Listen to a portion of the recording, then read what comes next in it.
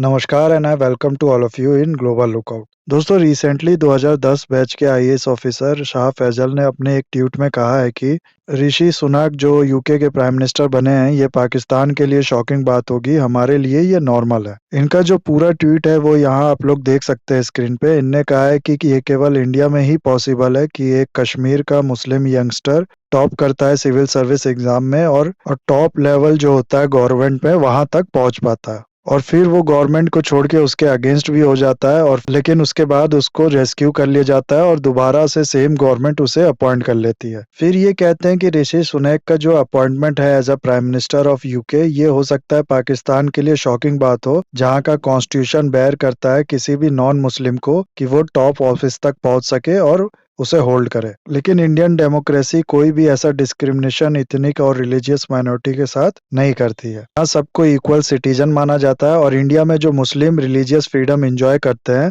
वो अक्सर उनको मुस्लिम कंट्रीज में भी नहीं मिल पाती है। फिर अपनी स्टोरी के बारे में ये बताते हैं कि मुझे यहाँ पर रिस्पेक्ट मिला और इनकरेजमेंट मिला, यहाँ तक कि पैम्पर भी किया गया मेरी जर्नी जो थी उसमें। इंडिया में चाहे मौलाना आजाद हो गए, मनमोहन सिंह हो गए, डॉक्टर जाकिर हुसैन हो गए, या फिर आज की जो प्रेसिडेंट है हिज एक्सीलेंसी द्रौपदी मुर्मू जी, वो हो गई, ये सब सबूत है इस चीज का कि इंडिया में सबको बराबर अपॉर्चुनिटी मिलती है। तो ऐसा ये अपने ट्वीट में कहते हैं, और ये सब इनने कहा है जब हमारी दो बड़ी पार्टी कांग्रेस और बीजेपी में ऑलरेडी शब्दों की वॉर चल रही थी। और बिल्कुल इनने गलत नहीं कहा है। पाकिस्तान में अगर आप लोग देखो तो रिलीजियस माइनॉरिटी का क्या हाल है वो आपको पता ही होगा। वहाँ पे हिंदू या सिख कम्युनिटी की जो लड़कियां होती हैं कम एज की, उनको किडनैप कर लिया जाता है, फिर फोर्सफुली उनका रिलीजन कन्वर्ट करके उनको मुस्लिम बना दिया जाता है और किसी मुस्लिम लड़के के साथ शादी कर दी जाती है, और फिर इसके बाद उनको धमकी देके ये बुलाया जाता है कि ये सब उनकी मर्जी से ही हो रहा है, और ऐसा ना करने पे उनको कहा जाता है कि उनके परिवार वाले को और उसको मार दिया जाएगा। तो डर के फिर लड़की ये कबूल कर लेती है कि सब उसके मर्जी से हुआ है, और ये सब होने से पाकिस्तान की जो जुडिशरी है वो या फिर जो गवर्नमेंट है वो भी इन माइनॉरिटीज को नहीं बचा पाती है, और इनडायरेक्टली ये सब चीज प्रमोट करती है। इन सब के अलावा कई बार जो अपनी पर्सनल रंजिश होती है उसको निकालने के लिए ब्लास्फेमी का आरोप लगा दिया जाता है, और फिर झुंड इकट्ठा होकर उसे मार देती है या फिर उसके खिलाफ केस डाल देती है, और सालों साल उसको फिर जेल के अंदर रख दिया जाता है। तो कुल मिला के पाकिस्तान के मुस्लिम, सिख और क्रिश्चियन, यहाँ तक कि शिया और अहमदिया मुस्लिम के लिए भी जो लाइफ होती है वो नर्क से बदतर बन जाती है पाकिस्तान में। इसके अपोजिट में अगर आप लोग इंडिया में देखेंगे तो हमारी माइनॉरिटीज को पूरा सपोर्ट मिलता है, पूरी फ्रीडम मिलती है रिलीजन प्रैक्टिस की। इंडिया ही ऐसी कंट्री है जहां पर ज्यूज का परसिक्यूशन नहीं हुआ, और पारसियों को भी जब उन्हीं की जगह से जब भगाया गया, उनको मारा गया, तो इंडिया में उनने पनाह ली। तो कुछ इस तरीके का है नेचर इंडिया का। लेकिन मैं यहाँ ये नहीं कह रहा हूँ कि हम लोग बहुत अच्छे हैं। There is always a room for improvement. अभी और इम्प्रूव करने की जरूरत है हम लोग को, और ये जो नॉर्मल झगड़े या फिर दंगे होते हैं हिंदू मुस्लिम के नाम पे, इसको बंद करने की जरूरत है। लेकिन इस चीज में किसी को डाउट नहीं होना चाहिए कि पाकिस्तान से लाख गुना ठीक है यहाँ का माहौल। नाउ इस वीडियो में हम लोग देखने वाले हैं इन दोनों पार्टियों में, बीजेपी और कांग्रेस में, किस चीज को लेके वॉर चल रहा था, प्लस क्या सही में पाकिस्तान का जो लॉ है वो प्रोहिबिट करता है किसी नॉन मुस्लिम को टॉप ऑफिस होल्ड करने के लिए, और इंडिया में भी क्या ऐसा कुछ है। ये सब प्लस और भी बहुत कुछ आप लोग को जानने को मिलेगा इस वीडियो में। बस आपको एंड तक बने रहना है, और अगर वीडियो अच्छा लगे तो लाइक, कमेंट, शेयर, सब्सक्राइब जरूर करना है।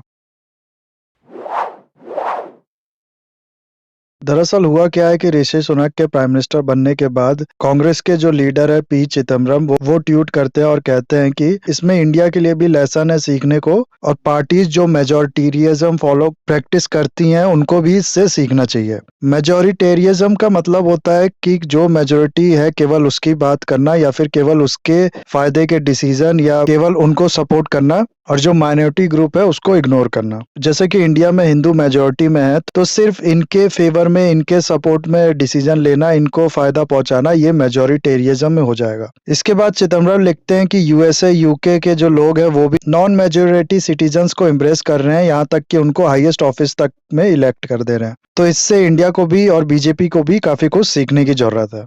फिर इस पे अमित मालवीय जी भी ट्वीट करते हैं। वो कहते हैं कि इंडिया में ऑलरेडी 3 मुस्लिम और 1 सिख प्रेसिडेंट बन चुके हैं, प्लस 1 सिख प्राइम मिनिस्टर भी बन चुका है जो कि 10 साल तक प्राइम मिनिस्टर रहा है देश का। साथ ही साथ हमारे जो आर्म फोर्सेस है उसमें बहुत ज्यादा माइनॉरिटी ग्रुप के लोग हैं। तो इंडिया को डाइवर्सिटी और इंक्लूसिविटी में किसी और कंट्री से सीखने की जरूरत नहीं है। और महबूबा मुफ्ती को ये कहते हैं कि उनको चाहिए कि वो भी जम्मू एंड कश्मीर के जो सीएम है कोई हिंदू बने, इसके लिए उनको सपोर्ट करना चाहिए। तो ये थी पूरी कंट्रोवर्सी। रूलिंग पार्टी को टारगेट किया जाता है कि वो मेजॉरिटेरियज्म को प्रमोट कर रही है और रूलिंग पार्टी अपने कंट्री का गुणगान कर रही होती है। हालाँकि कुछ गलत नहीं कहा उसने। इंडिया में हम लोग अच्छे से जानते हैं कि मनमोहन सिंह जी 10 साल प्राइम मिनिस्टर रहे। उसके अलावा जाकिर हुसैन जी 1967 से 1969 तक देश के प्रेसिडेंट रहे हैं। फिर एम हिदायतुल्लाह भी देश के प्रेसिडेंट रह चुके हैं थोड़े टाइम के लिए। उसके फखरुद्दीन अहमद जी और ज्ञानी जेल सिंह जी, अब्दुल कलाम जी, ये सब प्रेसिडेंट रह चुके हैं इंडिया के, जो कि मेजॉरिटी कम्युनिटी से बिलोंग नहीं करते थे। इसके अलावा आज जो हमारी प्रेसिडेंट है हर एक्सीलेंसी द्रौपदी मुर्मू, वो भी ट्राइबल कम्युनिटी से बिलोंग करती हैं। और इससे पहले रामनाथ कोविंद जी जो हमारे प्रेसिडेंट थे, ये शेड्यूल कास्ट से बिलोंग करते थे। तो मेजोरिटेरियज्म का तो कोई सवाल ही नहीं उठना चाहिए इंडिया में। हाईएस्ट पोस्ट इंडिया में जो है वो माइनॉरिटी ग्रुप के लोग भी होल्ड कर चुके हैं।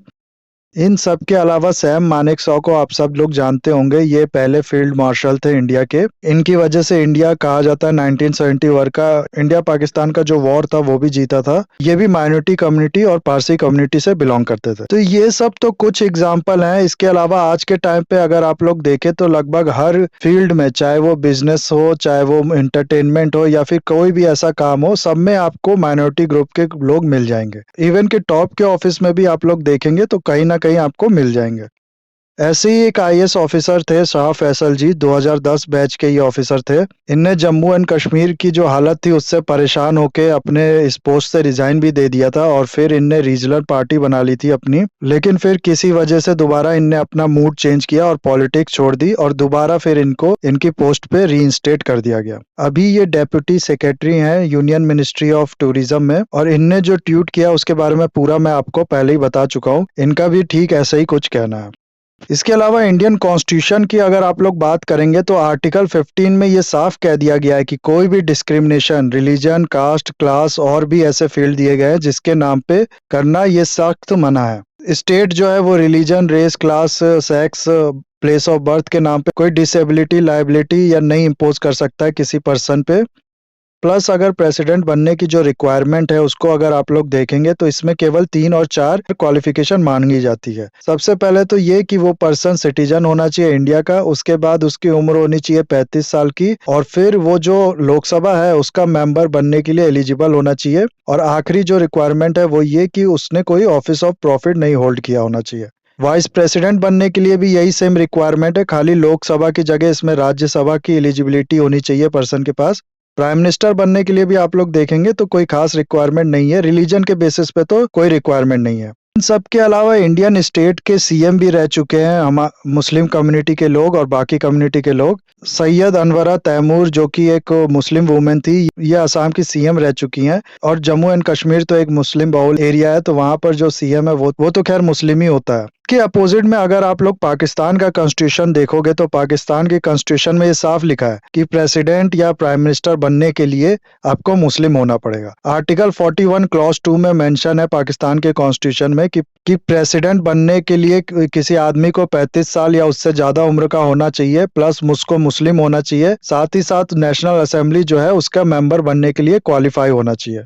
ऐसे ही आर्टिकल 91 क्लॉज 3 में मेंशन है कि अगर वो मुस्लिम नहीं है तो वो प्राइम मिनिस्टर नहीं बन सकता है।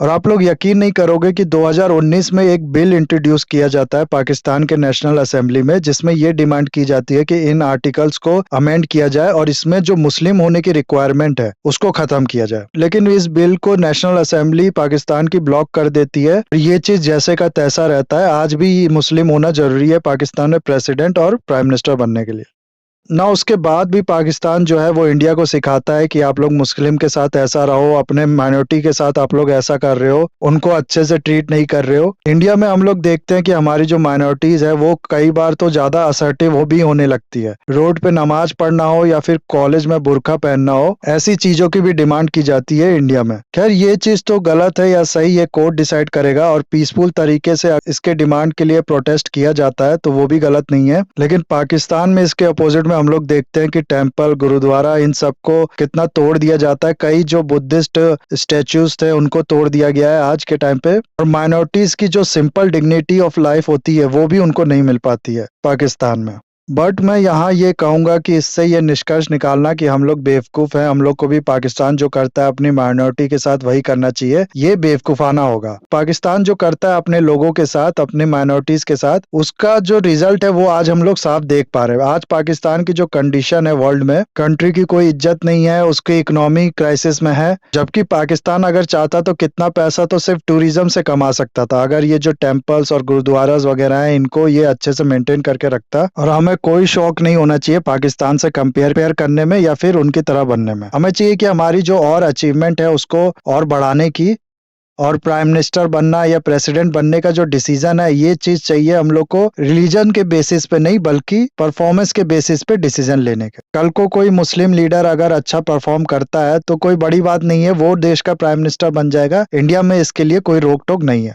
बाकी इस वीडियो को हम लोग यहाँ खत्म करते गाइज। आई होप ये वीडियो आपको अच्छा लगा होगा। इसे लाइक, कमेंट, शेयर, सब्सक्राइब जरूर कीजिएगा। That's all. Have a nice day. Take care.